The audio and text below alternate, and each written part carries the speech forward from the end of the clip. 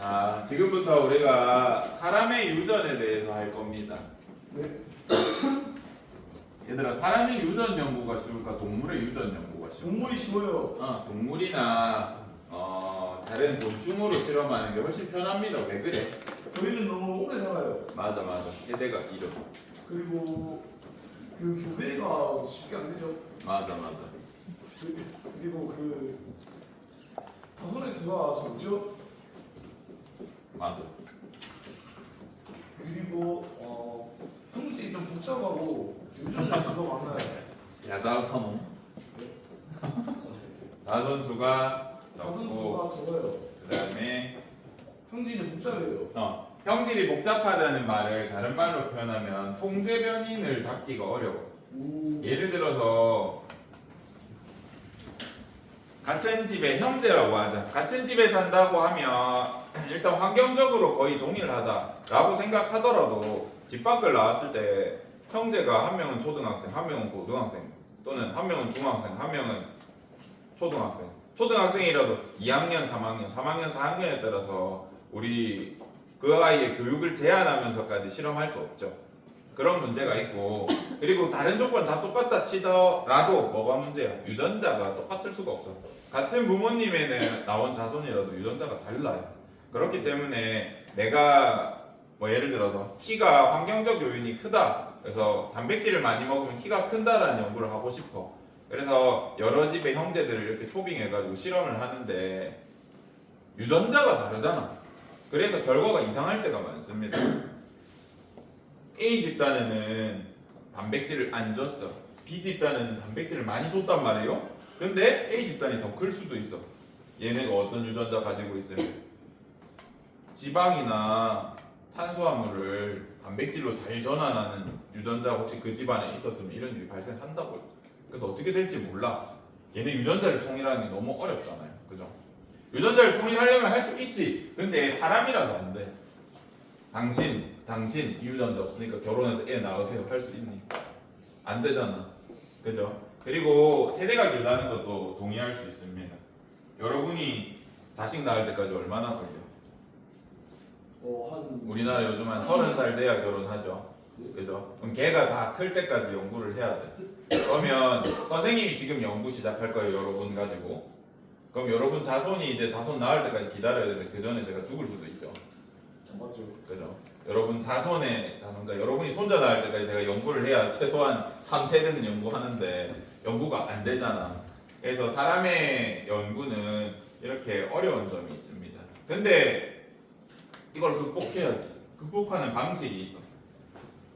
봐봐. 촉발이라고 생각해봐요.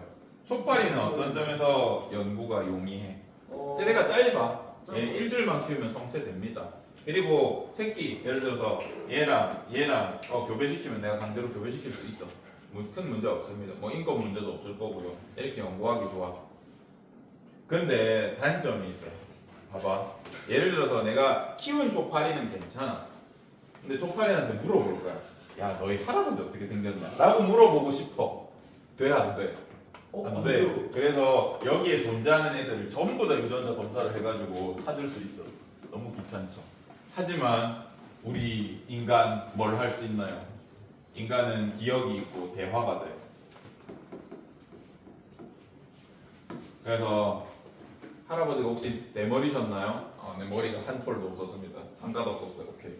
이렇게 우리가 물어봐서 할 수 있잖아. 그지? 우리가 세대를 다 거쳐보지 않더라도 윗세대를 기억으로 연구할 수 있단 말이야. 할아버지 쌍꺼풀 있으셨나요? 아니면 뭐 몸에 기형이 있으셨나요? 몸에 점이 있으셨나요? 이런 거 물어볼 수 있잖아. 기억을 토대로 가계도 분석이라는 걸 할 수 있어. 그 집안에 어떤 특징이 있었는지 기억을 한단 말이에요. 이 집안 유전병이 있다 보면 대대로 전부 다 귀에 뭐 구멍이 있어. 손가락이 다 휘어 있어. 이런 것들을 우리가 기록을 하고 기억을 하고 대화가 가능하기 때문에 가능합니다. 무작위적 교배랑 자손수가 작은 대신에 뭘 할 수 있어? 우리는 정보 통신 기술을 이용해서 설문이나 조사를 할 수 있어. 인구 통계를 할 수 있어.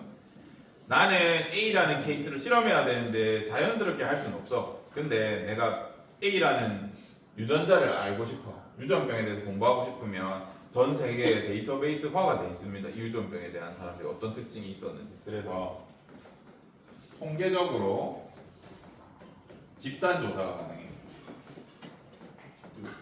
그래서 집단 조사를 해서 내가 원하는 케이스를 찾으면 됩니다. 통제 변이 통제하기 어려운 건 어떻게 극복할 수 있어? 그 쌍둥이 연구하면 됩니다. 쌍이 일란성 쌍둥이 연구하면 됩니다. 여러분 중에 혹시 쌍둥이 있니? 없니? 여러분들 동의는 아마 안 받았을 거고 태어난다고 바꾸셔서 부모님이 아마 태어날 때 연구 동의를 했을 겁니다. 하셨는지 모를 수도 있어. 근데 보통 돈 준다 그래가지고 하실 겁니다. 그래서 여러분이 쌍둥이시라면 여러분의 의료 기록, 여러분의 이 출생에 대한 데이터들이 지금 연구기관에 넘어가고 있을 겁니다. 높은 확률로. 상상도 알겠죠? 그래서 여러분들이 어떻게 크는가가 다 과학 연구기관에서 지금 통계 내고 있다라고 알고 계시면 될 것 같습니다. 삶에 지금 뭔가 경제적 도움을 받고 있을 겁니다. 그래서 이런 식으로 우리가 극복해낼 수 있어. 사람이라서. 자, 그 다음 우리가 이 파트 들어와서 사람이 유전 연구할 때 약속들이 있어. 그래서 오늘 약속에 대해서 개념을 배울 겁니다. 먼저 우성, 열성에 대해서 공부를 할 겁니다. 우리가 우등하다, 열등하다라는 학문적 말이랑 우열의 글자가 비슷해가지고 우성이면 뛰어나다 이렇게 착각하는 경우가 있는데 생물학에서 우성, 열성은 전혀 그런 개념이 아닙니다. 어떤 경우에 우성이라고 하냐면 먼저 대립유전자부터 공부를 해보자.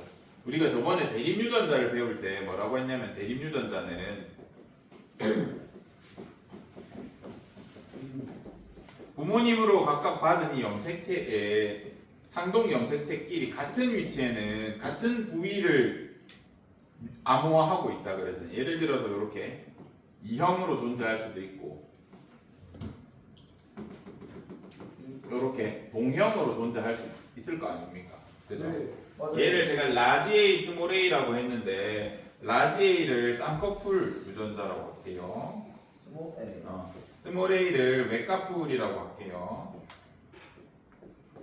했을 때 라지 A 가지면 이 사람은 두 개 다 뭐 가진 거야? 쌍꺼풀 유전자만 가졌으니까 태어날 때 어떻게 태어날까? 쌍꺼풀 가지겠죠. 쌍꺼풀 그런데 요런 경우가 문제인 거야. 라지 A, 스몰 A 가졌어. 그러면 서로 다른 유전자를 둘 다 가지고 있단 말이에요. 이런 경우에 뭐가 등장하는지가 중요해. 서로 다른 이형 상태인데 만약에 쌍꺼풀이 등장했다. 그러면 우리가 이런 걸 우성이라 그래. 그래서 우성의 정의를 적어줄게. 이형 접합이라고 하기도 합니다. 인 대립 유전자를 가질 때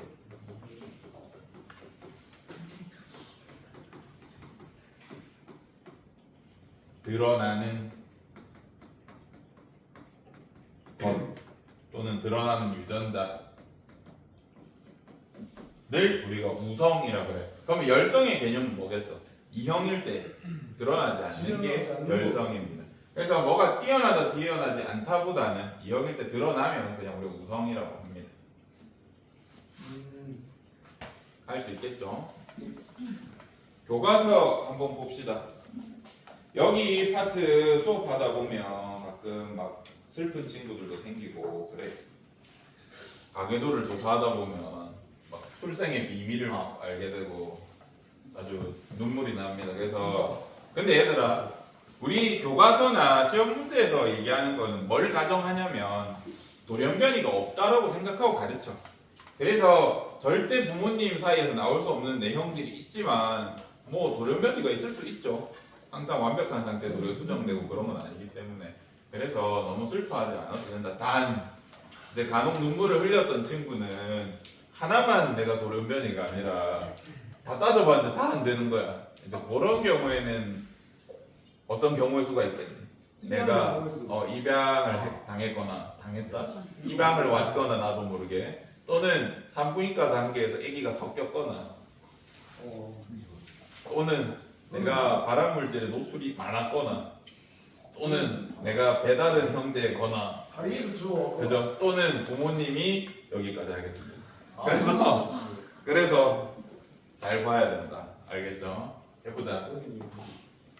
쌍꺼풀 유전자랑 외꺼풀 유전자가 있는데 제가 국어 때문에 강조하는데 얘들아 쌍꺼풀은 꺼풀이라 적혀 있어. 그리고 쌍꺼풀도 표준어래. 커풀. 알겠죠? 네. 근데 외꺼풀은 찾아보면 이것만 표준어예요. 외꺼풀은 틀렸대. 뭐야? 외꺼풀도 틀리다. 얘가 표준어래. 그래서 혹시 국어에 나올지도 모르니까 하나 기억해 주세요. 쌍꺼풀이랑 외꺼풀이 표준어다. 쌍꺼풀은 또 커플까지 되는데 왜 그런지 나도 모르겠습니다. 얘가 우성이야. 그러면 아까 말했듯이 쌍꺼풀이 라지이고 스몰 A일 때 이 두 개를 다 가지는 사람은 뭐가 등장한다고요? 쌍꺼풀. 쌍꺼풀이 등장합니다. 보조개 있는 거 없는 거 중에 있는 게 우성입니다. 물론 봐봐. 그러면 쌍꺼풀로 보자. 라지이면 쌍꺼풀 태어나죠. 네. 라지 A 스몰 A면 쌍꺼풀 태어나죠. 스몰 A면 웰커풀. 외꺼풀 태어날 거라고요. 이건 받아들일 수 있나요? 그러면 부모님이 두 분 다 외꺼풀이야. 그죠? 부모님이 두 분 다 쌍꺼풀이 아니셔. 그러면 나는 무조건 뭐밖에 안 태어나. 웰커풀. 근데 내가 결혼했는데 와이프가 쌍꺼풀이 있어. 돌연변이거나 플라스틱 서저리거나 쪼었거나 그죠? 다양한 경우에서 예측해 볼 수 있다고 생각해요. 그래서 성형으로 충분히 가능합니다. 보조개 성형으로 만들 수 있어. 여기 세포 죽이는 방법도 있고요. 아니면 볼살이랑 근육이랑 실로 안쪽에 찝어. 그럼 이렇게 들어가겠죠. 만들 수 있어. 어쨌든 얘가 우성이. 귀 뿔 한번 봐주세요. 옆에 친구. 분리형인 애가 있어. 부처님 비처럼. 아니면 이렇게 딱 붙어 있는 애들이 있습니다. 그래서 분리형이 우성이다. 혀말기 되는 애가 있고 안 되는 애가 있어. 이거는 혀의 체성신경이 발달하는 유전자가 있습니다. 그래서 간혹 발달이 많이 된 애들이 있어. 그런 애들은 이렇게 약간 뭐지 혓바닥을 이렇게 바퀴 모양으로 세 개로 줬더라. 그런 고수들이 있고 아니면 뒤로 접는 애들도 있어. 뒤로 바퀴 모양까지 되는 애들은 아주 체성신경이 발달했다.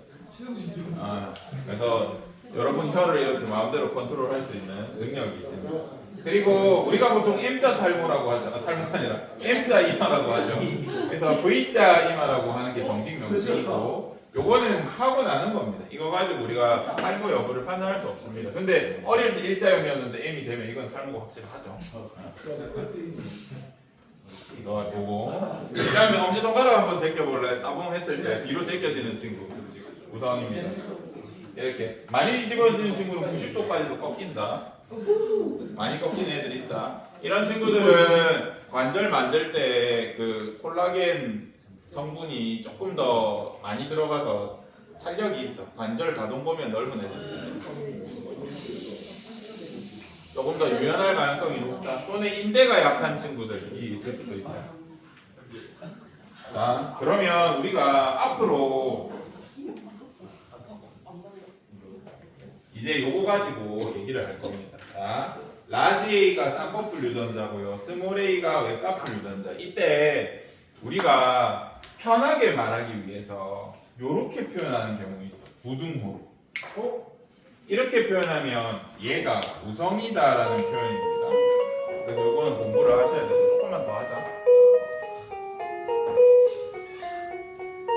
라지 A, 스몰 A가 있고 얘를 부등호로 표시했을 때 이쪽을 입 벌리고 있으면 얘가 우성, 얘가 열성이라는 뜻입니다. 말하지 않아도 이런 표현이 있으면 여러분들이 받아들여 주셨으면 좋겠고 요렇게 표현하면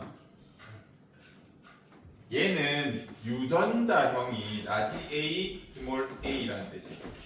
뭔 뜻이냐면 이렇게 상동형 색채가 있을 때 한쪽에는 라지 A, 한쪽에는 스몰 A 있다는 뜻입니다. 요렇게 어포스트로피 찍고 요렇게 돼 있으면 이건 유전자형을 나타내요. 근데 얘가 우성이면 이형일 때 뭐가 드러난다 그래서? 라지 A가 드러난다 그랬죠. 그래서 요렇게 표현하면 얘는 표현형이 라지 A다는 뜻이야. 표현형은 대괄호로 표현합니다. 요거는 유전학자들이랑 생물학자들이 다 쓰는 표현이고 약속이라서 여러분들이 꼭 기억하셔야 이제 수업 들을 때 불편함이 없습니다. 우성 열상일 때 우성인 거 부등으로 표시하는 경우 있습니다. 그리고 이렇게 콤마 찍고 나서 사이에 알파벳 적은 건 유전자형을 나타낸 거고 대괄호에다가 이렇게 나타낸 거면 표현형을 나타낸 겁니다. 자, 요거 기억해 주시면 되겠습니다. 한번 끊었다가 쉬고 다음 시간에 하겠습니다. 좀 끊어줄래? 아예 그냥 내모니까.